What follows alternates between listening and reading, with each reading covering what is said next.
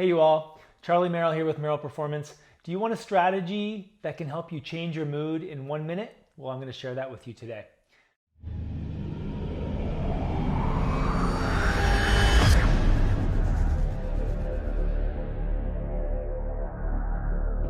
Now, because we know that physical symptoms in all people have a psychosocial or an emotional component, I spend a lot of time in the clinic talking with people about what's going on in their lives. And without exception, that means you end up talking about all the stressful, hard things around family and work and finances. And part of that gives people the opportunity to sort of get that out and to share that with me. And the process of just expressing that and sharing it can be really powerful in and of itself. The challenge with that is that when we're in pain, things already seem harder than they need to be. And those things that are then stressful in our lives become even more salient. And our brain tends to focus a lot of energy on the stressful, challenging bits.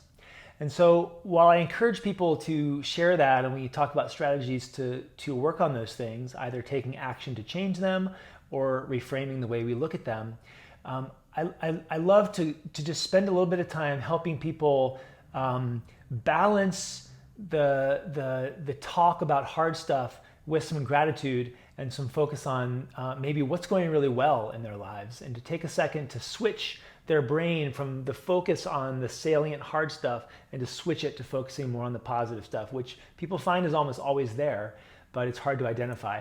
And within 60 seconds, people can usually pick one or two or three things that they really appreciate in their life. And this switches the brain almost instantly from focusing on negative to focusing on positive and creating more balance. I'll use myself as an example. So, I'm wrestling right now with the fact that my daughters aren't getting along very well.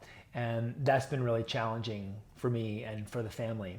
I'm struggling with the fact that, COVID has been really challenging for a lot of my friends, and even for myself and for people in my life. It's caused a lot of upheaval. And of course, along with that comes a lot of my patients that have a lot of pain and are having more symptoms and a return of old symptoms than they used to. And so that's been really challenging. And then the third thing for me that's been really hard in my life is that I miss travel and I miss seeing a lot of friends and family that I'm just not able to connect with right now. So those three stressors are really salient. They're up for me a lot. But very quickly, if someone asks me to, or if I need to write this down, I can say, if I really think about it, I'm really grateful for these other things. I'm really grateful for the fact that I'm teaching my daughter how to drive and that she's really receptive and really enjoying the process of learning how to drive with me. I'm really proud of my kids for being such great learners and being so motivated to do at-home learning, and they're thriving and they're doing their best to continue to learn in that environment. I'm really appreciative of that. I'm really grateful for my wife, my partner, and how much time we have together and how connecting that's been for us. And then I'm really grateful for my health and the fact that I live in a place where I can get out and I can move and I can exercise on a regular basis.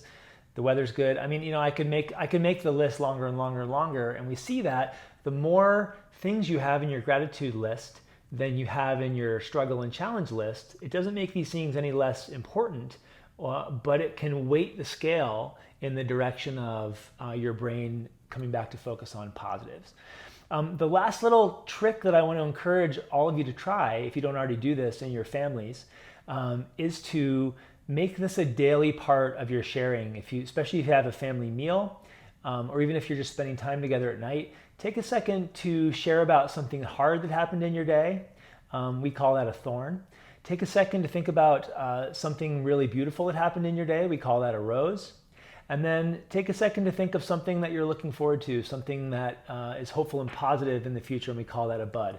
So rosebud, thorn, it could be something joyful, it could be something challenging, and it could be something you learned. There are lots of different variations on this, but I think if you make this a daily practice, you're going to find that it really brings a lot of beauty and richness into your life individually, and it's going to be very connecting for you with your family and those around you. And you can even do it via Zoom, which we're doing a lot of right now.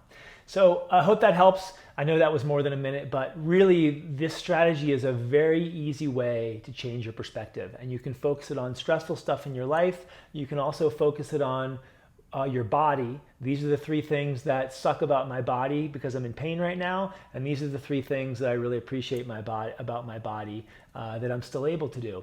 It's just another way to apply it. I hope that was helpful, you guys. I'd love to hear your feedback on what you think. Take a second to subscribe, click the bell so that you get notifications about every video I post so you don't miss anything. Please take a second to share with your friends. I think this strategy is just universally effective, and I want everyone to be able to benefit from it. And I will look forward to seeing you next time. Peace.